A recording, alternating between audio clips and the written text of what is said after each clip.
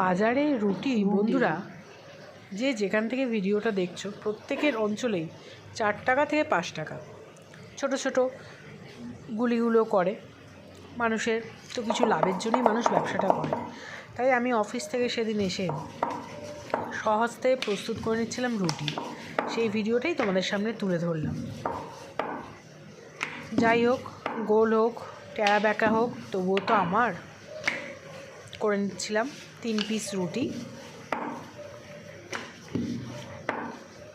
তার সাথে ছিল সেদিনের রাত্রে রুই দই।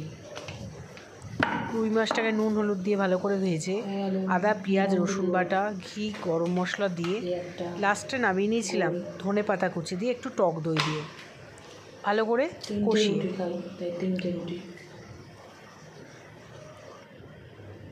এই রুটিগুলো একটু সেঁকে নিচ্ছিলাম আর কি। তারপর দেখো পাশের গ্যাসে আছে রুই দই, সেটা ফুটছিল। তার পাশাপাশি আমি সেঁকে নিচ্ছিলাম রুটিগুলোকে।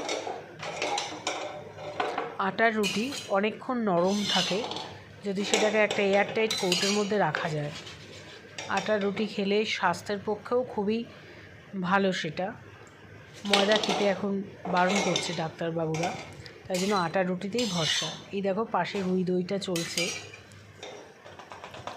এক হাতে ভিডিও হচ্ছে, এক হাতে সহজে প্রস্তুত করে নিচ্ছিলাম রাতের ডিনার, না হলে তো রুটি ফুলেই ওঠে। রুই দইটা পাশের গ্যাসেই চলছিল, নিজের খাবার মতো হয়ে যায়। ফুটছে এখন দেখো ঝোলটা। লাস্ট নামাবার সময় একটু ধনেপাতা কুচি দিয়ে নামিয়ে নিলাম। আজকের ডিনার শেষ। ধন্যবাদ বন্ধুরা দেখার জন্য।